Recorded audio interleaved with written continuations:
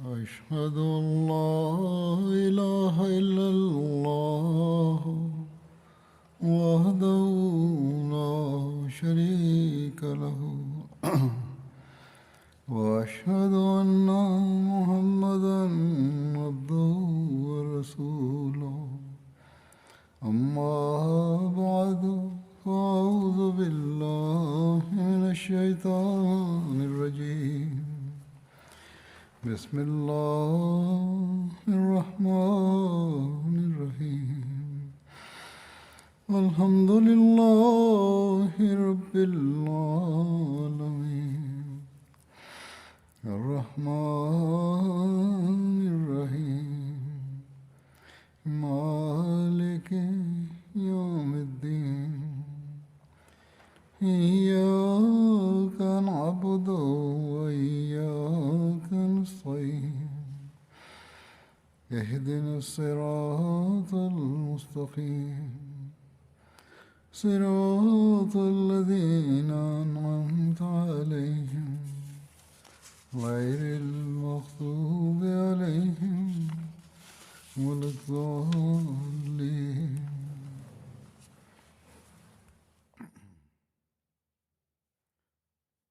In der vorletzten Khutbah handelte über die Begebenheiten in der Ära von Hazrat Abu Bakr radhiyallahu anhu.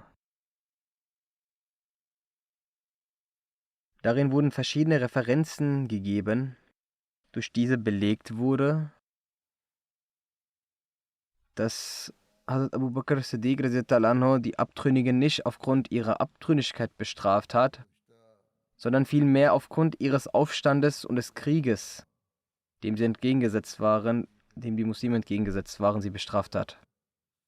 Darüber hat ebenfalls der gerechte Richter dieses Zeitalters, der verheißene Messias a.s.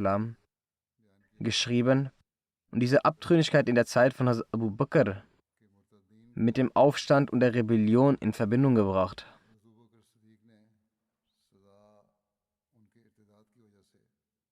Den Mut und die Tapferkeit Hazrat Abu Bakrs ansprechen, schreibt der verheißene Messias a.s.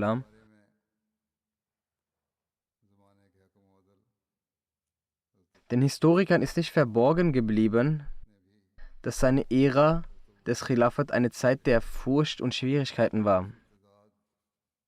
Als der heilige Prophet sallallahu alaihi wasallam verstarb, wurden der Islam und die Muslime von Schwierigkeiten und Problemen überhäuft. Viele Heuchler wurden abtrünnig und die Abtrünnigen erhoben sich. Eine Gruppe von Aufständigen hat den Anspruch auf Prophetentum erhoben. Viele Beduinen haben sich zu ihnen gesellt. Mit Musammak Ghazab verbündeten sich 100.000 unwissende und frevlerische Menschen. Die Fitnas vermehrten sich und die Schwierigkeiten ebenfalls. Die Katastrophen verbreiteten sich von nah bis fern. Ein gewaltiges Erdbeben ereignete sich für die Gläubigen. Zu dieser Zeit wurden alle Menschen geprüft und gefährliche und furchterregende Zustände wurden offenbart. Die Gläubigen waren so hilflos, als ob in ihren Herzen Feuersteine gelegt werden oder sie mit einem Messer geschlachtet werden. Zum einen durch den Verlust des heiligen Propheten sallallahu alaihi wasallam, und zum anderen aufgrund dieser Fitnas, die sich als Flammen gezeigt haben. Sie weinten und ein Frieden war nicht in Sicht. Die Aufständigen hatten sich wie Unkraut vermehrt. Die Gläubigen waren sehr verängstigt und beunruhigt.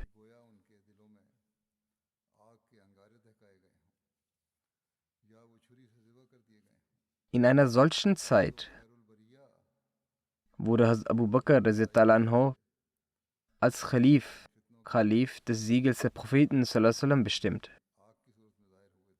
Die Verhaltensweise, die er von den Heuchlern, Ungläubigen und Abtrünnigen beobachtete, schmerzte ihn sehr und machte ihn sehr betrübt. Er weinte unermüdlich. Er betete zu Allah für das Wohl des Islam und der Muslime.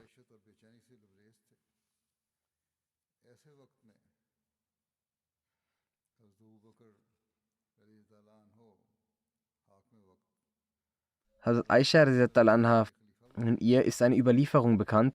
Sie sagt, als mein Vater zum Khalifen gewählt wurde und Allah ihm diese Verantwortung übergab, sah er gleich zu Beginn seiner Ära das Aufkommen von verschiedenen Fitnas, die Machenschaften von Menschen mit falschen Ansprüchen als Prophet und den Aufstand der Heuchler und Abtrünnigen. Er war solch großen Herausforderungen und Problemen ausgesetzt, dass wenn sie diese Bürde auf einen Berg fallen würden, dieser Berg zugrunde gehen würde und sich zu Staub verwandelt hätte. Jedoch wurde ihm die Standhaftigkeit der Propheten gewährt. Der Feisal Messias zusammen sagt, die Unterstützung Allahs zeigte sich dann und die falschen Propheten und die Abtrünnigen wurden vernichtet. Diese Fitnes wurden beseitigt und die Probleme vergingen. Die Angelegenheiten wurden entschieden und das Khilafat wurde gestärkt. Allah errettete die Gläubigen vor einer Katastrophe und ihr Zustand der Furcht wurde in Frieden verwandelt. Ihr Glaube wurde für sie gefestigt und eine Welt wurde auf der rechten Seite etabliert. Und die Gesichter der Unheilstiftenden wurden geschwärzt und er erfüllte sein Versprechen. Er bescherte seinem Diener Abu Bakr Erfolg. Die rebellischen Führer und Götzen wurden vernichtet. In den Herzen der Ungläubigen wurde eine solche Furcht gelegt, sodass sie umkehrten und letzten Endes Reue zeigten. Dies war das Versprechen Allahs. Er ist wahrhaftiger als alle Wahrhaftigen. Schaut, wie das Versprechen des Khilafats sich mit all seinen Bedingungen und Zeichen in der Person von Hazrat Abu Bakr radiallahu anhu erfüllt hat.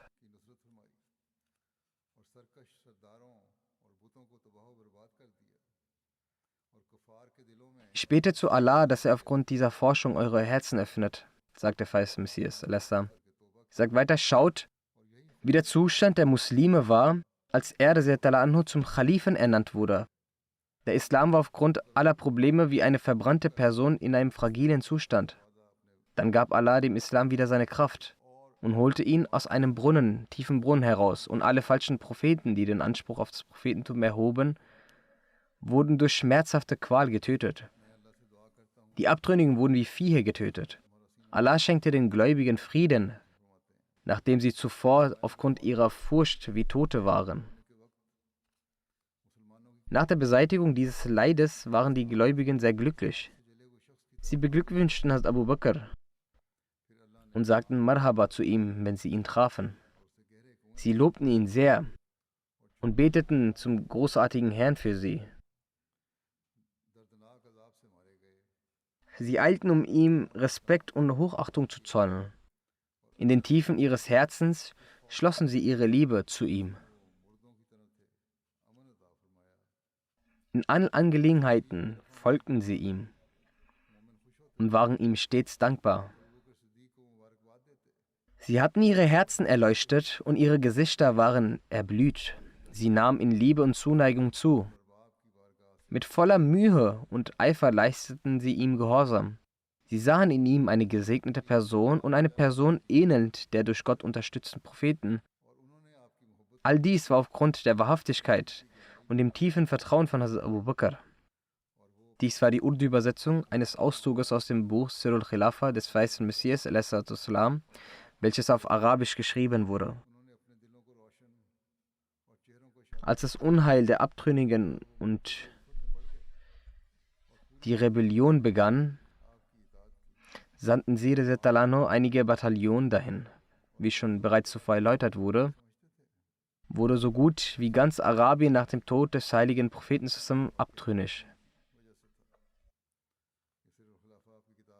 Einige von ihnen waren jene, die nur die Zahlung der Zakat verweigert. Was Hazrat Abu Bakr gegen sie unternommen hatte, wurde schon erwähnt. Nun wird die zweite Gruppe erwähnt. Diese wurde nicht nur abtrünnig vom Islam, sondern rebellierte auch und tötete Muslime. Nun begann Hazrat Abu Bakr sich über sie zu informieren. Im Buch Bidaya wa Nihaya steht geschrieben, Nachdem sich das Heer von Hazrat Usama ausgeruht hat, reiste Hazrat Abu Bakr mit gezogenem Schwert und der islamischen Streitkraft von Medina nach Sulkassa, welches von Medina 1 Tag und 1 Nacht entfernt liegt. Das war zu der Zeit die Entfernung aufgrund der Transportmittel. Die Gefährten, unter denen auch Hazrat Ali radhiyallahu anhu war, beharrten sehr darauf, dass Hazrat Abu Bakr radhiyallahu anhu nach Medina zurückkehren solle und für den Kampf gegen die Beduinen statt sich selbst einen anderen mutigen Kämpfer schicken soll. Hazrat Aisha radhiyallahu anha überliefert: Mein Vater ging mit einem gezogenen Schwert los. Hazrat Ali radhiyallahu anhu kam und griff das Seil seines Kameles und sagte: O Khalif des Propheten sallallahu alaihi wasallam, ich möchte Ihnen das sagen, was der heilige Prophet sallallahu alaihi wasallam am Tag der Schlacht von Uhud sagte. Wieso haben Sie Ihr Schwert herausgeholt? Bringen Sie uns nicht wegen Ihres Lebens in Schwierigkeiten, sagte Hazrat Ali zu Hazrat Abu Bakr. Bei Allah, wenn wir aufgrund Ihres Lebens in Schwierigkeiten geraten würden, dann wird es auf ewig keine Ordnung mehr im Islam geben. Daraufhin ging Hazrat Abu Bakr radhiyallahu anhu zurück und sandte das Heer.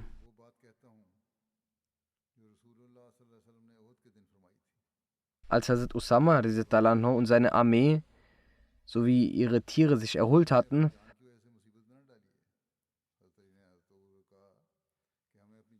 und auch das Zakat, die Zahlung der Zakat in solch eine Höhe eingenommen wurden, welche den Bedarf der Muslime übertraf, so teilte Abu Bakr die Armee auf und band 11 Fahnen fest.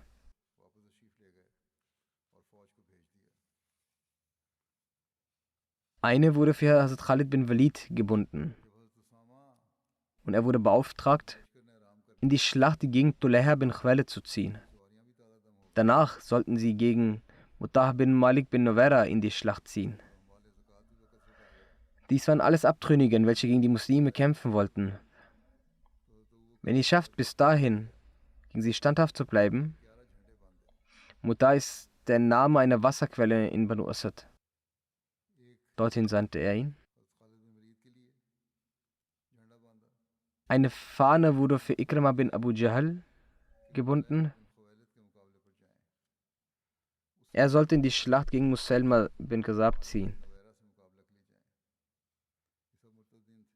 Die dritte Flagge wurde für Hazrat Muhajir bin Abu Muawiyah gebunden. Er wurde beauftragt, gegen das Heer von Aswad Ansi anzutreten. Dann Qais bin Mashuk wurde beantragt, das Heer von Abna gegen die Bewohner von Jemen zu unterstützen. Abna war ein Volk der Perser, welche sich in Jemen niedergelassen hatten und mit Arabern geheiratet hatten.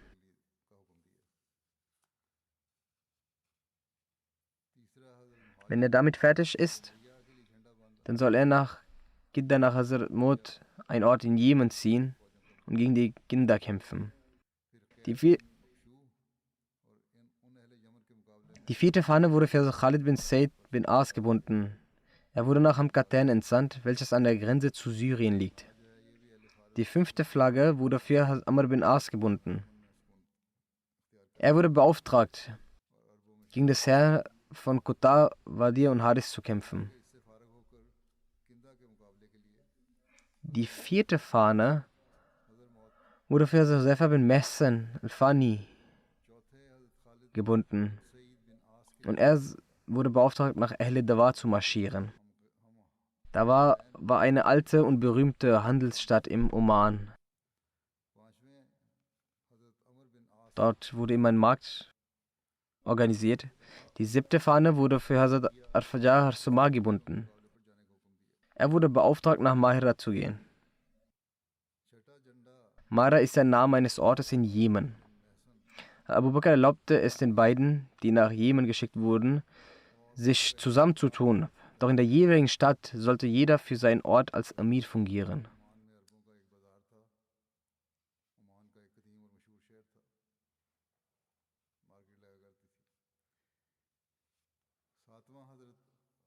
Dann entsandte Hazrat Abu Bakr Hazrat Sharabil bin Hassana,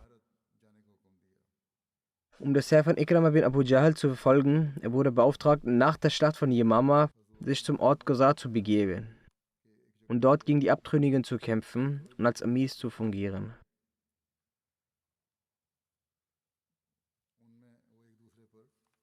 Die 9. Fahne wurde für Hazrat Turefa bin Hajid gebunden. Er wurde beauftragt, gegen die Banu Sulaim und Hazin zu kämpfen. Die 10. Flagge wurde für Hazrat Suwaid bin Mukarrim gebunden.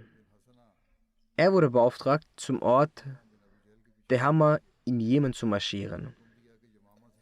Die 11. Flagge wurde Hazrat Ala bin Sarbi gebunden und er wurde beauftragt, nach Bahrain zu marschieren. Diese Führer marschierten schließlich von Ort Sulqassa zu ihren jeweiligen Zielen. Hazrat Abu Bakr wies jeden Führer an, alle starken Muslime, welche sie auf dem Weg finden, mitzunehmen und einige zur Verteidigung der Städte zurückzulassen.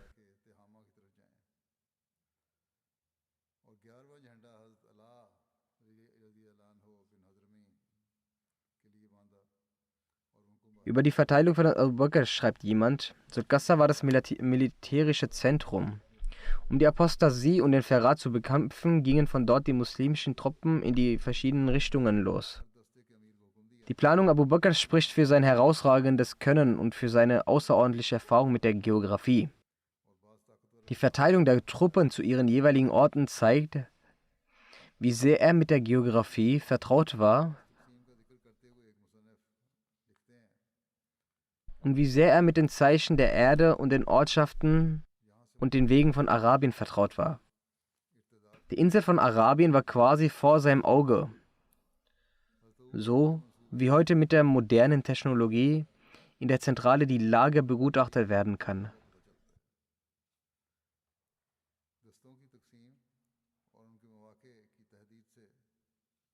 Jeder, der Truppen schickt, ihr Ziel bestimmt, diese anweist, wann sie sich versammeln sollen und auseinandergehen sollen, muss zu dem Entschluss kommen, dass diese Strategie, die ganz Arabien umfasste, eine beispielhafte Strategie war, die durchdacht war und dessen Kommunikation sehr durchdacht war. Also Abu Bakr wusste immer, wo die Truppen sich befanden und war immer über ihre Bewegungen informiert. Er wusste auch, welche Erfolge sie erzielt hatten und was sie vorhatten.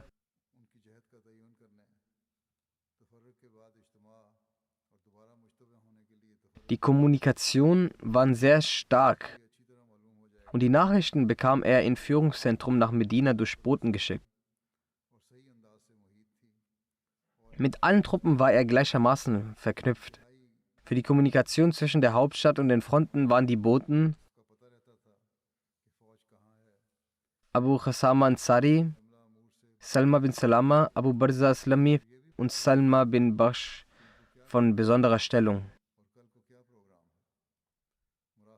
Die Truppen, die Hazrat Umar schickte, waren miteinander verbunden und es war eine der großen Errungenschaften des Khilafat gewesen. Da neben der Führungsstärke Hazrat Abu Bakrs die Truppen auch stark organisiert waren. Darüber hinaus hatten die Truppen auch Kampferfahrung.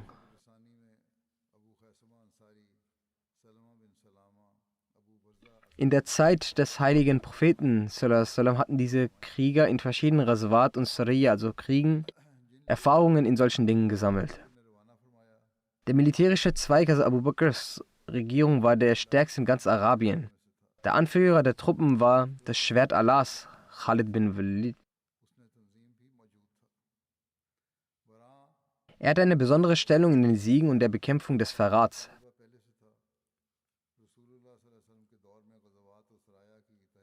Diese Verteilung der islamischen Truppen wurde nach einer militärischen Strategie umgesetzt, da die Abtrünnigen an verschiedenen Orten verteilt waren. Sie konnten keine Einheit gegen die Muslime bilden. So waren große Stämme überall verteilt und die Zeit reichte nicht, dass sie sich zu einer Truppe versammelten, da die Abtrünnigen die Abtrünnigkeit und die Apostasie erst 3 Monate her war. Auch konnten sie die Gefahr, die von den Muslimen ausging, nicht einschätzen. Sie dachten, dass sie nur in wenigen Monaten die Muslime auslöschen würden. Deshalb wollte Hazrat Abu Bakr, dass ihre Stärke und Macht unerwartet und plötzlich angegriffen wird, bevor sie sich in ihrer falschen Sache zusammenschließen konnten. Das war der Grund, weshalb sich Hazrat Abu Bakr schon bevor dies Fitna größer werden konnte, über sie informierte und ihnen keine Möglichkeit gab, weitere Schritte einzuleiten und ihre Zungen gegen die Muslime zu benutzen. Über die Bestimmung der Truppenführer von Hazrat Abu Bakr heißt es: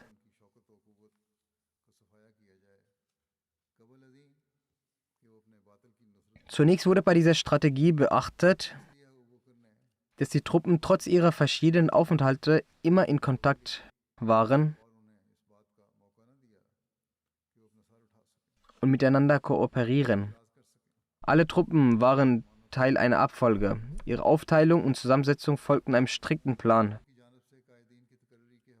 Der Kalif in Medina besaß vollkommene Kontrolle über die ganzen Kriegsangelegenheiten.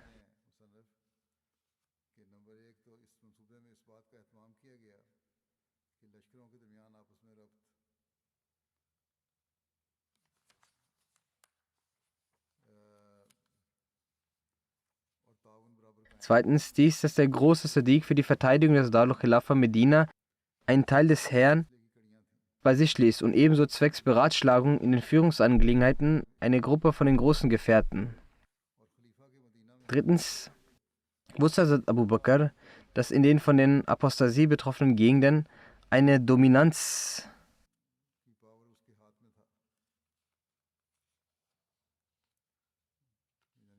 des Islam vorhanden ist. Er befürchtete, dass diese Muslime nicht Ziel des Zorns der Götzendiener werden. Deshalb wies er die Führer, die Qaidin, an sich, dass sie diejenigen unter ihnen, die stark und kräftig sind, rekrutieren sollen und einige Leute für den Schutz der Gegenden bestimmen sollen. Viertens hat Abu Bakr im Krieg gegen die Apostaten das Prinzip Al-Harbu Khudatun, Kampf ist Taktik, eingehalten.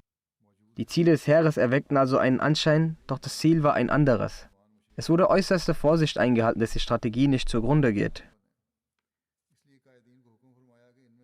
So wurden durch die Führung von Abu Bakr politisches Können, auf Wissen basierte Erfahrung, starke Erkenntnis und göttliche Unterstützung sowie Errungenschaften offenbar.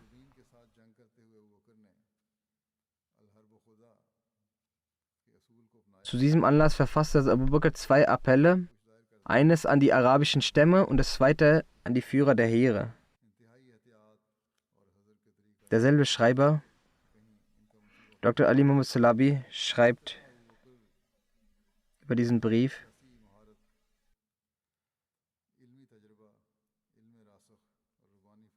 Wir sehen, dass nach der Vorbereitung des islamischen Heeren und deren stabile Organisation der Schriftverkehr weiter verlief und diese eine große Rolle spielte. Er schrieb einen allgemeinen Brief, der viele Themen umfasste. Vor dem Entsenden des Herrn für den Krieg gegen die Apostaten versuchte er, diesen Brief unter den Apostaten und Standhaften, unter all ihnen, auf oberster Ebene, soweit es geht, zu verbreiten. Er schickte Leute zu den Stämmen und wies ihn an, dort ankommt, in jeder Sippe diesen Brief vorzutragen und wem auch immer der Inhalt dieses Briefs erreicht, ihm wies er an, den Inhalt an denen weiterzugeben, die ihn noch nicht bekommen haben. Abu Bakr hat in diesem Brief gewöhnliche und besondere, also alle adressiert, ob sie standhaft zum Islam bleibende sind oder Abtrünnige.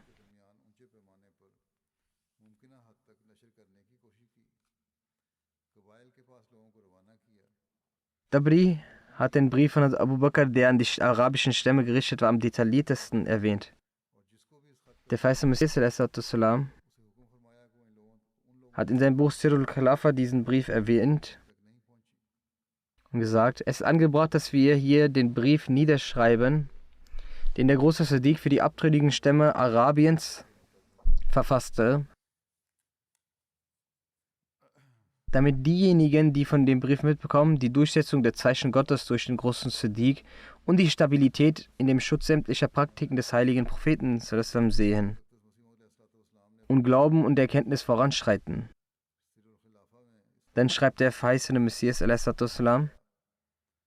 der beginnt im Namen Allahs, des Gnädigen, des Barmherzigen. Dieser Brief ist von Abu Bakr, dem Kalifen vom Gesandten, zusammen. Für jeden gewöhnlichen und Besonderen, wer ihn auch erhält, sei er standhaft zum Islam oder ob er abtrünnig geworden ist. Friede sei auf jedem, der die Rechtsleitung folgt, der nach Erhalt der Rechtsleitung nicht auf den irren und blinden Weg abtrünnig wurde.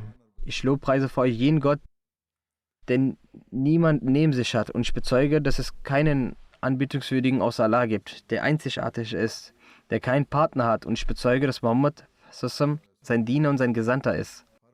Wir bekennen uns zu der Lehre, die der heilige Prophet präsentiert hat. Wir bezeichnen denjenigen als Kafir, der diese Lehre ablehnt, und führen gegen ihn das Dschihad aus. Danach soll jedem klar sein, dass Gott den heiligen Propheten mit der Wahrheit gewappnet zu seiner Schöpfung als Bringer froher Botschaft, Warner, jemand, der zu Allah und seinem Befehl ruft, und eine erleuchtende Sonne gesandt hat, damit er diejenigen warnt, die lebendig sind, und das Wort Gottes über die Ungläubigen erfüllt wird.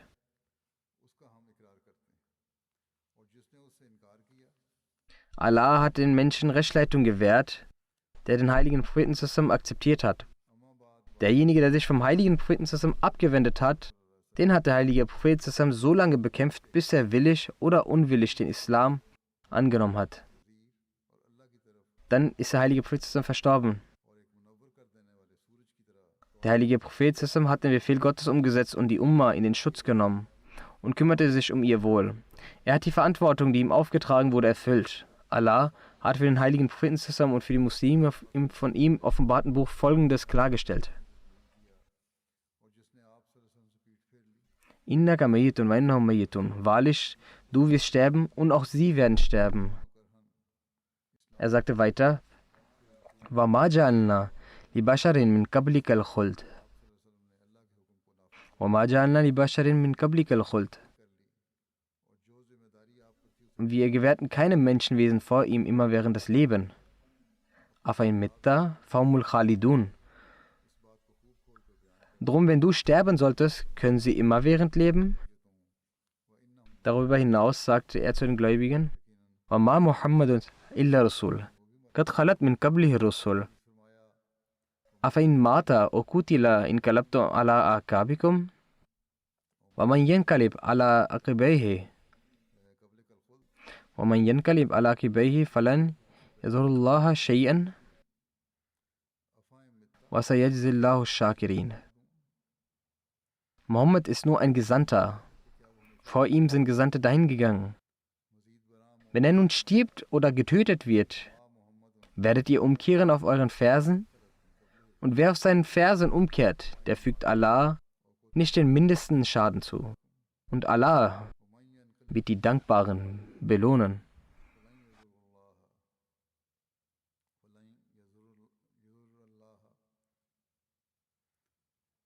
Er schreibt, jener Mohammed, derjenige, der Mohammed angebetet hat, soll wissen, dass er gestorben ist. Und derjenige, der den einzigen anbetungswürdigen Gott angebetet hat, soll wissen, dass Allah auf ihn wartet. Er ist lebendig und aus sich selbst seiend und allerhaltend.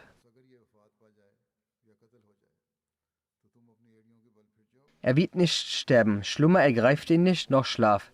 Er ist der Beschützer seiner Werke. Er wird seine Feinde zur Vergeltung bringen und sie strafen.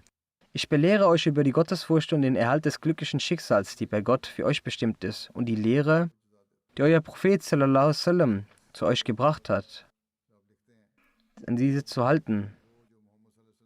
Und ich belehre euch, dass ihr selbst durch die Leitung des heiligen Propheten sallallahu alaihi wasallam Rechtsleitung erlangen sollt und an den Glauben Gottes festhalten sollt. Denn jede Person, der Allah keine Rechtsleitung gewährt hat, ist irregegangen. Und jede Person, die er nicht beschützt, wird geprüft werden. Und jede Person, die er nicht unterstützt, ist hilflos und führungslos.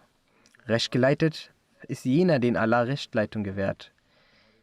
Denjenigen, den er für irregegangen erklärt, ist irregegangen.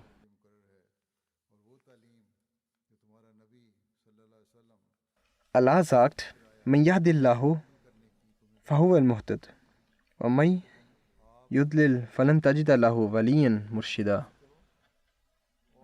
Wenn Allah leitet, der ist recht geleitet.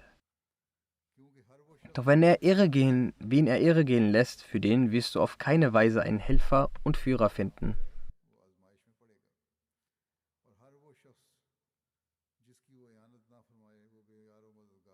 Keine seiner in der Welt verrichteten Taten werden von ihm angenommen werden. So schreibt er weiter, so wird keine seiner in der Welt verrichteten Taten umgesetzt werden, bis er nicht den Glauben des Islam bestätigt. Und noch wird im Jenseits von ihm eine Gegenleistung oder Zahlung angenommen werden. Und zu mir ist diese Sache gelangt, dass einige von euch über das Akzeptieren des Islam und nachdem ihr danach gehandelt habt, Allah vorgetäuscht habt und in seiner Angelegenheit in Ignoranz verfallen und das Wort Satans befolgend euch vom Glauben abgekehrt habt. Allah hat gesagt, وَإِذْ قُلْنَا لِلْمَلَائِكَةِ اسْجُدُوا لِآدَمَ فَسَجَدُوا إِلَّا إِبْلِيسَ كَانَ مِنَ الْجِنِّ وَفَسَقَ مِنْ أَمْرِ رَبِّهِ أَفَتَتَّخِذُونَهُ وَذُرِّيَّتَهُ أَوْلِيَاءَ مِنْ دُونِي وَهُمْ لَكُمْ عَدُوٌّ بِئْسَ لِلظَّالِمِينَ.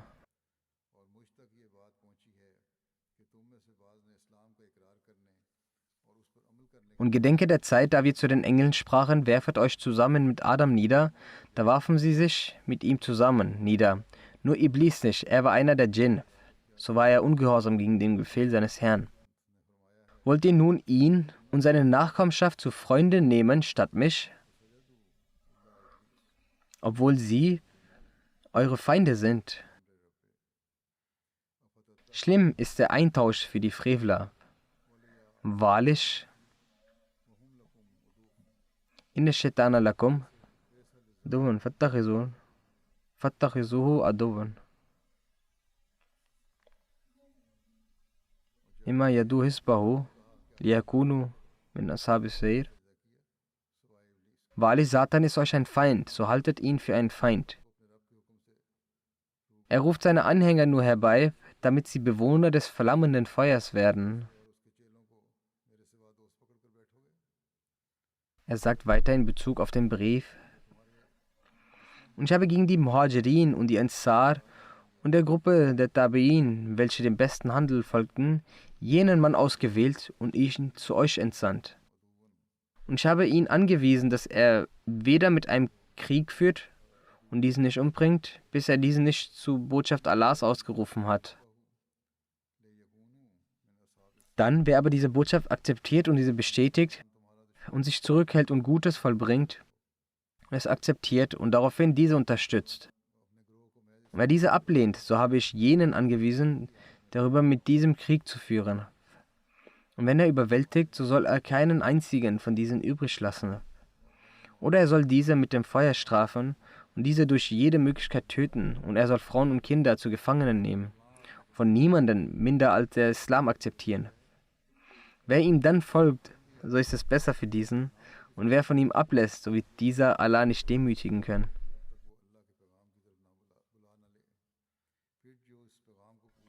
Ich habe meinen Boten diesen Befehl gegeben, dass er meinen Brief in jeder eurer Versammlung liest. Der Gebetsruf ist die Verkündung des Glaubens. Also wenn dann die Muslime zum Gebet rufen, so sollen sie auch jene zum Gebet rufen und sich davon zurückhalten, diese anzugreifen. Wenn diese dann nicht den Gebetsruf ausrufen, so greift diese eiligst an. Wenn diese den Gebetsruf ausrufen, dann sollen die Verantwortungen, die ihnen aufgetragen worden sind, von euch zur Umsetzung verlangt werden. Und wenn diese es ablehnen, so greift diese schnell an. Wenn diese es akzeptieren, so nimmt es dann an. Das waren die Details darüber, warum Krieg gegen diese geführt wurde und wieso mit ihnen ein solcher Umgang gepflegt wurde. Dies war deshalb der Fall, da diese Menschen bereit waren, die Muslime zu bekämpfen und ihnen den Krieg aufzudrängen. Sie haben nicht nur Krieg geführt, sondern auch tyrannisiert. Unter den Muslimen, die neu in ihrer Gegend waren, waren sie grausam. Den nächsten Brief hat Abu Bakr an allen Heeresführer, deren Anzahl 11 war, adressiert. Die Heeresführer wurden bereits erwähnt. Der Brief war an diese gerichtet. Dieser lautet wie folgt: im Namen Allahs, des Gnädigen, des Barmherzigen. Dieses Schreiben ist von Abu Bakr, dem Kalifen des Propheten sallam, an jener Person gerichtet, und als er diese mit der Armee der Muslime losschickte, um mit dem Abtrünnigen zu kämpfen. Also der Name jeden Amirs wurde darauf geschrieben. Er hat jeden Amir den Befehl gegeben, dass er bei jeder offenkundigen Angelegenheit mit Taqwa handeln soll, bis zu dem Punkt, wo es ihm möglich ist, und ihm in Bezug auf Allah befohlen, sich anzustrengen und den Dschihad mit den Leuten zu führen, die Allah den Rücken zugekehrt haben. Jene, die sich mit dem Islam abgewandt haben und satanischen Wünschen unterlegen sind. Als erstes soll man selbst alles versuchen und sie zum Islam einladen. Wenn sie dies annehmen, dann soll der Kampf gegen sie eingestellt werden. Wenn sie dies nicht annehmen, dann sollen sie angegriffen werden, bis sie sich ergeben. Dann soll er ihnen ihre Rechte und Pflichten erklären und soll von ihnen einsammeln, was ihre Pflichten ist, und ihnen ihre Rechte zuteil werden lässt. Er soll jenen keinen Aufschub gewährt werden. Das heißt, ein solcher Aufschub, der dazu führt, dass sie sich für einen Krieg bereit machen und die Muslime angreifen. Die Muslime sollen nicht davor abgehalten werden, ihre Feinde zu bekämpfen. Und wenn die Muslime denken, dass diese Leute nicht zur Vernunft greifen werden und sie kampfbereit sind, dann sollen sie vor diesem Kampf nicht aufgehalten werden. Die lokalen Leute kannten sich dort besser aus und der Heeresführern wurden dieses angewiesen. Demnach wird von demjenigen, der das Gebot Allahs angenommen hat und ihm Gehorsamkeit geleistet hat, dann soll dies angenommen werden und auf eine Maruf-Art und Weise soll Hilfe geleistet werden. Und es wird nur gegen denjenigen Krieg geführt werden, die nach diesem Bekenntnis Allah geleugnet haben, das von Allah kam. Wenn sie die Einladung annehmen, werden sie frei von Beschuldigungen sein. Und Allah ist derjenige, der ihn zur Rechenschaft zieht nach dem, was er verheimlicht hat. Und wer Allahs Botschaft nicht angenommen habe, gegen ihn soll Krieg geführt werden und er soll ermordet werden, wo auch immer er ist und wie wohlhabend er sei. Von niemandem wird es das angenommen, das er gibt, außer den Islam. Wer also den Islam angenommen hat und sich zu ihm bekennt, von ihm soll dies angenommen werden und ihm sollen die islamischen Lehren beigebracht werden. Und derjenige, der es abgelehnt hat, also nachdem er den Islam angenommen hat und wieder abtrünnig wird und wieder Krieg führt, tut dies gegen den Islam. Also sagt ihnen, was die wahre Lehre des Islam ist. Wenn man den Anspruch erhebt, ein Muslim zu sein, dann kann man nicht gegen die Regierung kämpfen. Wer dies ablehnt, gegen ihn soll gekämpft werden. Wenn Allah ihnen den Sieg gibt, werden sie in einer schlimmen Weise durch Waffen und Feuer getötet. Wenn Allah dann daraus das Fair gewährt, dann soll dies verteilt werden, außer dem Khums. Dies wird zu uns geschickt. Der Heeresführer soll seine Gefährten von den übermäßigen Eile und der Unruhe beschützen. Er soll keinen fremden Mann unter ihnen hinzufügen, bis er kein Leben nimmt, um zu sehen, welche Begabung er hat. Nicht, dass er ein Spion ist. Also wenn man eine Person hinzufügt, sollte man sie erst genauer prüfen. Nicht, dass sie Spione sind und wegen ihnen Unheil über die Muslime kommt. Bei der Reise und beim Aufenthalt soll er sich gegenüber Muslimen sanftmütig und gemäßigt verhalten und sie im Auge behalten. Er soll nicht den Befehl erteilen, dass ein Teil der Truppe schneller sein soll als der andere. Beim Umgang und im Gespräch mit Muslimen soll er einen freundlichen und sanften Ton annehmen. Es gibt auch einige Sachen, die erläutert werden müssen, aber sie wurden nicht erläutert. Manchmal entsteht auch ein falscher Eindruck des Islam. Diesbezüglich habe ich in der letzten Freitagsansprache aufgeklärt, dass all diese Abtrünnigen solche waren, die Krieg führten. Sie waren Krieger. Sie führten nicht nur Krieg, sondern übten auch Grausamkeiten an den Muslimen aus, die in ihrem Ort waren. Sie schlugen sie, verbrannten ihre Häuser und auch sie selbst. Gegen diejenigen sagte Abu Bakr, dass sie gerächt werden sollen und sie in derselben Weise, wie der verheißte Messias auch den Brief zitiert hat, sie sollten in derselben Weise bestraft werden.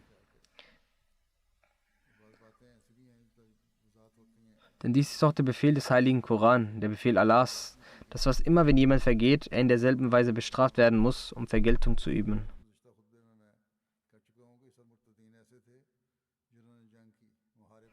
Aber ein Autor hat dies an einer Stelle auch so erläutert, derselbe Dr. Ali Muhammad al-Salabi. Er schreibt, im Hadith wird erwähnt, dass abtrünnige Rebellen im Feuer verbrannt werden sollen, es aber nicht rechtmäßig, jemanden durch das Verbrechen zu bestrafen, Verbrennen zu bestrafen. Es sind auch die Worte des heiligen Propheten sallam, jemanden durch Feuer zu bestrafen, ist lediglich Allahs Aufgabe. Doch an dieser Stelle wurde aus dem Grund die Anweisung des Verbrennens gegeben, weil diese Verbrecher mit den Gläubigen gleichermaßen umgegangen sind. Folglich wurde hier mit demselben Maß gehandelt als Qisas, Vergeltung. In diesem Buch steht auch, diesen Brief von Abu Bakr erwähnend, derjenige, der nicht zu den Muslimen zurückkehrt und sie verfolgt, der gehört zu den Kriegstreibern und ihn anzugreifen sei legitim. Er darf verbrannt werden.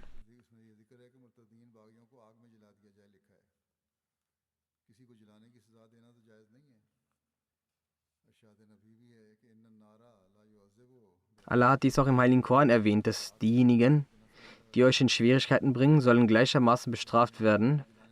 Die Rebellen haben, wie ich bereits in der vergangenen Freitagsansprache erwähnt habe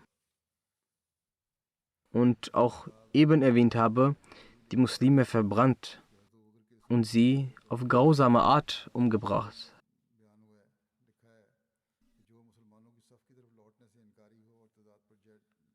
Sie haben sie im Feuer verbrannt, ihre Häuser verbrannt, sie verbrannt ihre Kinder und Frauen, alle verbrannt. Folglich hat Abu Bakr die Anweisung erteilt, mit ihnen gleichermaßen umzugehen. Diejenigen, die so gehandelt haben, mit ihnen sollte auch so umgegangen werden, wie sie mit den Muslimen umgegangen sind. Diese Erwähnung wird inshallah nächstes Mal weiter fortgeführt. Während Ramazan werden vielleicht auch Freitagsansprachen mit anderen Themen behandelt werden. Daher kann es vielleicht dauern. Doch die nächste Khutbah dieser Thematik wird sich dann damit weiter beschäftigen.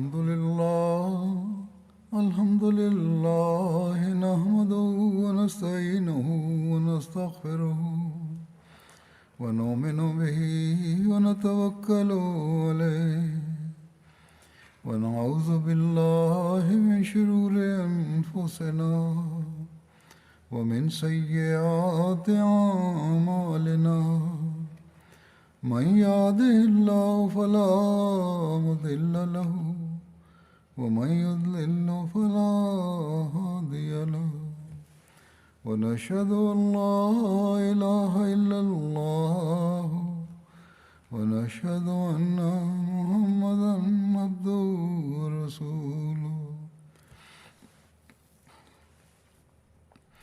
عباد الله رحمكم الله إن الله يأمر بالعدل والإحسان وإيتاء ذي القربى وينهى عن الفحشاء والمنكر والبغي يعظكم لعلكم تذكرون اذكروا الله يذكركم وادعوه يستجب لكم ولذكر الله أكبر